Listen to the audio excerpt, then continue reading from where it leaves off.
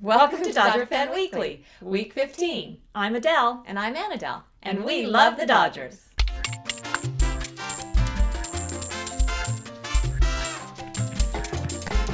Here we are. We're back. And you're back. I'm back. I went to San Francisco. I got to see a game at AT&T Park, and it was great. It was cold. They had good food. Well, I was looking for your Dodger jersey on TV, and I knew I couldn't find you because you were wearing a jacket. More than one jacket. I had thermals on.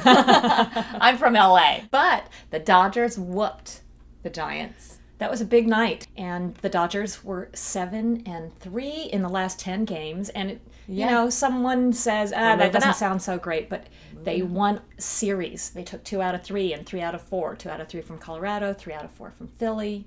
Yeah, they're playing well and they're hitting. They are hitting. Our offense is back. Got to help. They're fielding a little bit. We lose because we make mistakes. That's right. I mean, that's the drag. But our base. well, we make mistakes running the bases as well. And I know. This week, Hanley Ramirez. I don't know. I don't want to just pick on him because everybody's doing it, but that was very glaring, play. Well, we just create outs where they should not be. But anyway, but we are on the upswing, so let's just keep our positive attitude because we believe. Why do Dodger fans leave the game early? We can speculate. Maybe it's because it's traffic. We do drive there. We don't have a subway system or anything. I don't know why. We can't speculate why they leave. But you know what? Dodger fans aren't the only ones that leave early. I know because I was in San Francisco. They left early in droves.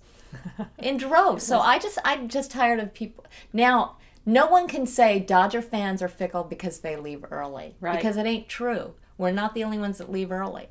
Because you witnessed the Giant fans. Witnessed. Leaving early. I did. And we could see it on TV. The stadium looked empty that night. They were getting whooped.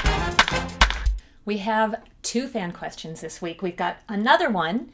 Dorothy emailed, and she wanted to know, what is the Mendoza line? Oh, that's a good question. Yeah, I have no idea what it is. Well, is it like the red line? That's funny, but no. The Mendoza line is an expression used in baseball in the United States, and it's derived from the name of a shortstop named Mario Mendoza. His lifetime batting average is just a little above 200, but for his career, for a lot of the time, he was hitting at a threshold of about 199. 199. And so when any regular everyday player comes up and hits somewhere below 200, you might hear an announcer say that they're at the Mendoza line. It was a phrase that was coined by Bruce Bochy. Really? Yes, ironically enough. And Tom Paciorek, they were ribbing George Brett. And you remember George Brett in 1980, apparently, even though his team went to the World Series and he was MVP that year, he started the year hitting very poorly. And so apparently Bochy and Paciorek were ribbing him in a game and said, you better look out, Brett, or you're going to hit below the Mendoza line. And they're the ones that started it. And there's the phrase. And then George Brett mentioned it on Sports Center, and it took off from there, and it's been part of the lexicon in baseball ever since. I'm glad you mentioned phrases. Speaking of coining a phrase. Yeah? I have one for you. Do you know what a tricycle is?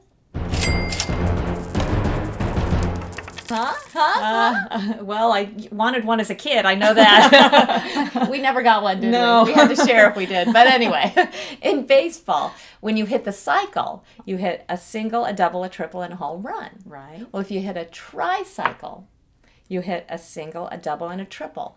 And you're not going to get the home run. And so it's called a tricycle. We'll call it a tricycle. Or a trike. They're trying to make it a trike. It's more baseball that way, don't you think? A trike. Speaking of coining phrases, I want to coin one too.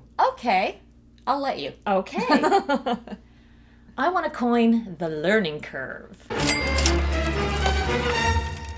Do you know what the learning curve is? I don't. Well, Clayton Kershaw. Okay. When Clayton Kershaw throws a curveball to a batter, yes, and he strikes him out, what does the batter learn? I don't know. That he can't hit Kershaw's curve. Oh. So Kershaw has thrown the learning curve. Drum roll. It's now time for Who's Hot? And who's Hottie? Yay! I'll tell you who my hot is. Juan Uribe. He is hot. 7 RBIs in 1 game when I was there. Wow. Well, it's a consensus because Juan Uribe is my hot too. Good. And you know what? He's batting over the Mendoza line. He is. It's like 245. Speaking of batting, don't you love to see him up at the plate? I do. He looks like he's in an alley trying to hit people away.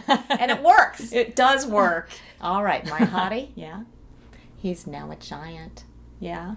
Dave Righetti. Oh. They used to call him Rags. He was a pitcher, Yeah. Yankees.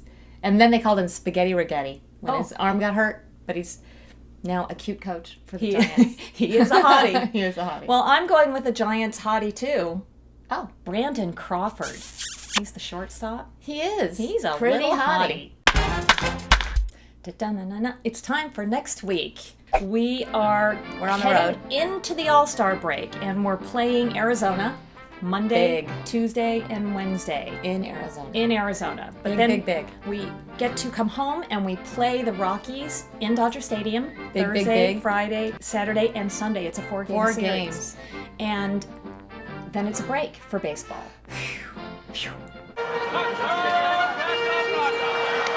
Man, it's hot and I'm thirsty and I think I want a cold beer.